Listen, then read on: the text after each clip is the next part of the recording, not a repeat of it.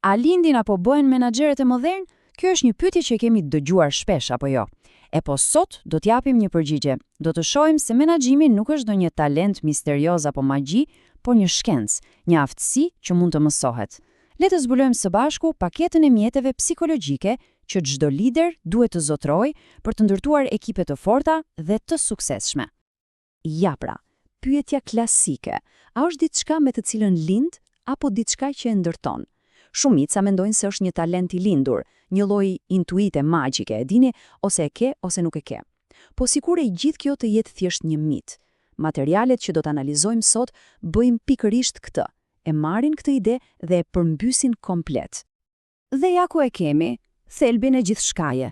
Mesazhi është i qartë. Menaxhimi i mirë nuk ka lidhje me fatin, as pak.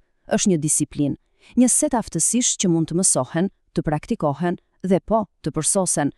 Ky është lajmi i mirë, dhe ky është themeli i gjithçka që do të trajtojmë sot.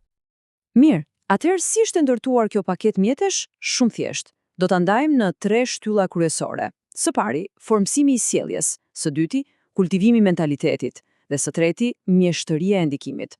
Pasi të kemi kaluar këto, do t'i lidhim të gjitha bashk. Le t'ja nisim pa humbur kohë me të parën. Pra, shtylla e parë, formësimi i sjelljes. Për çfarë bëhet fjalë këtu? E thon thjesht ka të bëjë me krijimin e qartësisë dhe një strukture të fortë. Po flasim për themelet, për parimet që drejtojnë veprimet e ekipit. Qëllimi është të krijojmë një mjedis ku gjithçka është e parashikueshme, ku rregullat e lojës janë kristal të qarta për çdo. Parimi i parë, pra, përforcimi pozitiv. E pse funksionon kjo gjë kaq mirë? Përgjigjja është biologjia e pastër. Truri ynë, e dini, është i programuar të kërkojë shpërblim. Kur një sjellje e caktuar vlerësohet, truri lëshon dopaminë dhe kështu krijohet një lidhje fuqishme. Ai thot: "Hey, kjo gjë që bëra ishte e mirë, duhet ta bëj prap." Dhe kështu dal nga dal, standardet e larta bëhen thjesht zakon. Dhe ja ku e shohim ndryshimin bardhë dhe zi, ndryshimin midis ndërtimit të motivimit dhe shkatrimit të tij. Shikoni pak shembullin pozitiv. Lavdërimi është specifik, i menjëhershëm, fokusohet te sjellja, jo te personi. Ndërsa gabimi tipik, paguhesh për këtë, ky është një mesazh shkatrues. Në thelb thot, përpjekja jote s'ka vlerë. E pra, njëra qasje krijon angazhim, tjetra apati totale. Parimi tjetër, pasojat. Shumë njerëz e ngatrojnë këtë me ndëshkimin, por nuk është fare ashtu. Thelbi këtu është parashikueshmëria. Truri ynë do të di se çfarë vjen pas një veprimi. Kur një sjellje e keqe nuk ka asnjë pasojë, mesazhi është i qartë. Kjo sjellje lejohet. Por kur pasojat janë konzistente, qofshin të mira apo korrigjuese, ato krijojnë qartësi. Dhe kjo, sado e çuditshme të duket, e ul stresin. Pse? Sepse të gjithë e dinë se ku janë rregullat. Dhe këtu e shohim konsistenca në veprim. Pikërisht konsistenca është ajo që ndërton kulturën e punës. Kur performanca e mirë shpërblet me më shumë besim dhe autonomi, motivimi rritet. Kur neglizhenca adresohet me profesionalizëm, standardet përforcohen. E dini cili është gabimi më i madh që mund të bëhet? Jo konsistenca. Të tolerosh diçka sot dhe ta ndëshkosh nesër. Kjo thjesht shkatërron besimin. Krijon një mjedis ku askush nuk e di se çfarë pritet prej tij. Mirë, e mbyllëm me shtyllën e parë, tani kalojmë te e dyta, kultivimi i mentalitetit. Këtu bëjmë një zhvendosje, nga sjelljet e jashtme tek ajo që ndodh brenda, te bindjet që i drejtojnë ato veprime. Këtu do të shohim se si një menaxher mund të ndikojë vërtet në qëndrimin e ekipit duke ndërtuar njerëz më elastik dhe më të motivuar. Koncepti i parë këtu është mentaliteti i rritjes, i famshëm nga psikologja Carol Dweck. Ideja është thelbësore. Imagjinoni 2 mënyra të menduarit. Mentaliteti fiks thot, aftësitë janë të paracaktuara, ose i ke ose si ke. Kjo natyrisht krijon frikë nga gabimi. Nga ana tjetër, mentaliteti i rritjes thot, aftësitë janë si një muskul, sa më shumë i stërvit, aq më të forta bëhen. E shihni ndryshimin? Kjo e kthen çdo gabim nga një dështim në një mundësi për të mësuar. Krijon një kulturë mësimi, jo frike. Ky shembull është thjesht perfekt. Shikoni diferencën. Feedbacku i mirë, ai që ndihmon, kritikon procesin, jo personin. Kjo i jep dikujt diçka konkrete për të përmirësuar. Ndërsa etiketimi, ti nuk je i Zoti.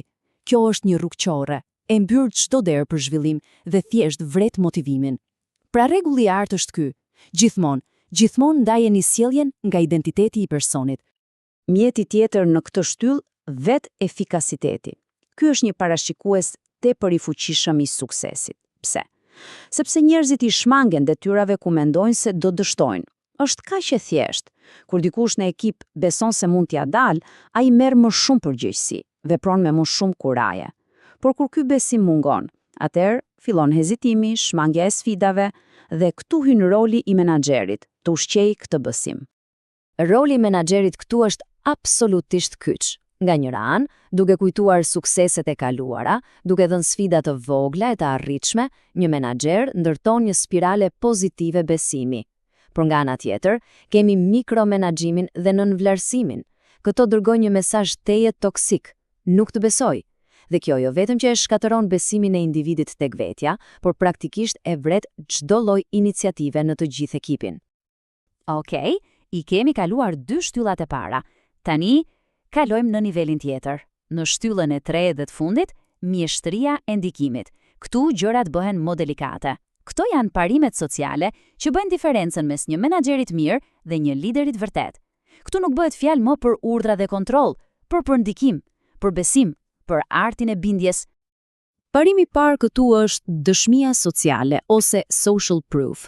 Ky është një fenomen psikologjik tepër i fuqishëm, sidomos kur jemi të pasigurt. Le ta bëjmë një shembull. Hyni në një restorant për herë të parë, nuk e dini ç'të porosisni. Çfarë bëni?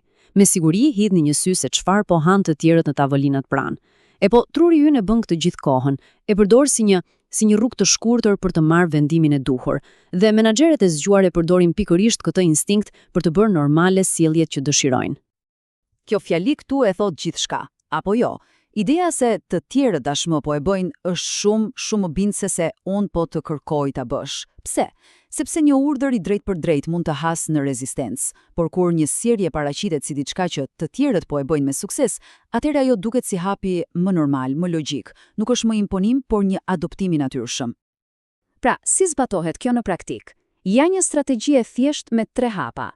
Hapi i parë, gjej një histori suksesi, një shembull pozitiv brenda organizatës. Hapi i dytë, paraqite këtë shembull si normën e re, si diçka që funksionon. Hapi i tretë, normalizoje sjelljen, në vend që ta urdhërosh. Në vend që të thuash, bëjeni këtë, thuaj, shikoni, departamenti X po e bën këtë dhe po ka rezultate fantastike. Kjo e ndryshon totalisht bisedën. Bëhet një mënyrë shumë elegante për të menaxhuar ndryshimin. Dhe kjo na çon te parimi tjetër, autoriteti dhe ekspertiza. Është thelbësore të kuptojmë ndryshimin mes pushtetit që vjen nga titulli dhe autoriteti që fitohet. Pushteti është ai që ke në letër, autoriteti i vërtet nga ana tjetër buron nga kompetenca, nga besueshmëria. Njerëzit natyrshëm ndjekin ata që i konsiderojnë ekspert. Pse? Sepse truri ynë do të kursejë energji dhe të minimizojë rrezikun. Kur autoriteti bazohet në ekspertizë, bindja vjen natyrshëm, pa pasur nevojë për forcë. Dhe kontrasti këtu është i pamohueshëm. Bardh e zi. Nga njëra anë, kemi gjuhën e ekspertizës, që mbështetet në fakte, në standarde, në të dhëna. Kjo qasje e kthen një opinion personal në një fakt profesional. Fton bisedën. Nga ana tjetër, kemi gjuhën e pushtetit arbitrar, sepse kështu them unë. Kjo frazë e mbyll çdo diskutim dhe me kalimin e kohës gërryen çdo fije besimi dhe respekti. Mirë, i kaluam të 3 shtyllat. Tani është momenti të lidhim të gjitha bashk, të shohim se si këto pjesë të veçanta bashkohen për të krijuar një sistem të plot, duke kthyer menaxhimin nga një set teknikash në një disiplinë të vërtetë. Dhe ja ku e kemi e gjithë paketa e mjeteve e përmbledhur.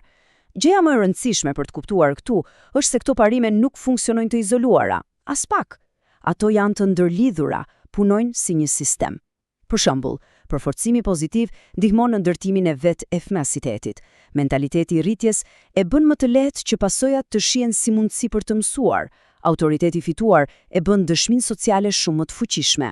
Ato e ushqejnë dhe e përforcojnë njëra tjetrën. Dhe kjo na sjell tek ideja përfundimtare, ideja që duhet të mbetet. Mendoni pak për një atlet të nivelit të lartë ose për një muzikant virtuoz. Suksesi i tyre nuk vjen vetëm nga talenti lindur, as pak, vjen nga praktika e përditshme e qëllimshme. E njëjta gjë vlen edhe për menaxhimin. Parimet që pam sot praktikojnë çdo ditë me konsistencë, derisa bëhen pjesë e natyrshme e mënyrës së të udhëhequrit. Pra ndërsa arrim në fund, Pyetja vërtet nuk është vetëm çfarë mësua, por çfarë do të bëhet me këtë informacion. Cili prej këtyre parimeve mund të sjellë ndryshimin më të madh në një ekip duke filluar që nesër? Kjo është sfida e vërtet, kalimi nga njohuria pasive në veprimin aktiv.